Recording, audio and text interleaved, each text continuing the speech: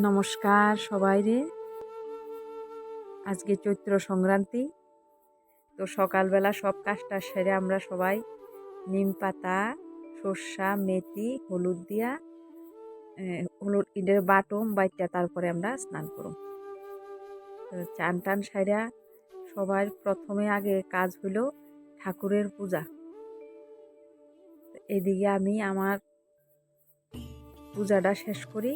আমার শাশুড়ি মারে কইছি যে আপনি পাচন সব রেডি করেন, কাটেন, আমি পূজা দিয়ে তারপরে রান্না করব।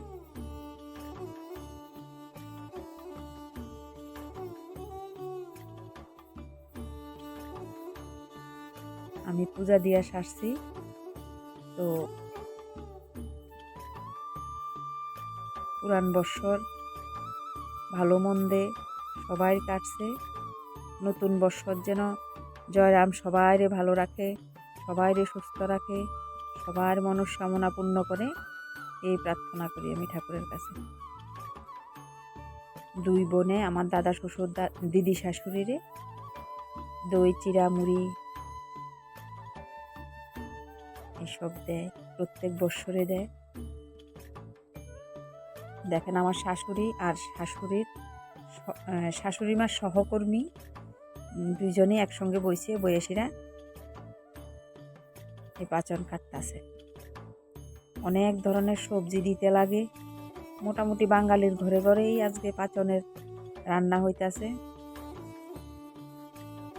আর আজকেই আম খাইব, আম দিয়ে একটা টক বানাইব। অনেকে আম ডাইল খায়, তো আমি আজকে টমেটো, মিষ্টি আলু দিয়া আম দিয়ে একটা টক করব। মাসিরে কইছি, মাসি তুমি কাডলের পিছরটাও কাটো, পাচনের সঙ্গে আমরা এটা দিই।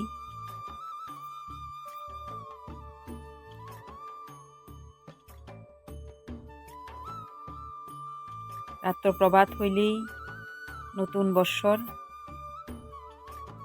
নতুন বৎসরে আমি আমার তরফ থেকে পাখি কুট্টি ফ্যামিলি ব্লগের তরফ থেকে বড়রারে প্রণাম জানাই, ছোটরারে আদর ভালোবাসা জানাই। নতুন বৎসর সবার ভালো কাটুক,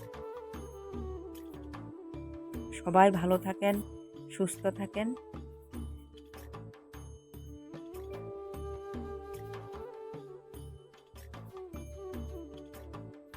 এই শুভকামনা করি আমি।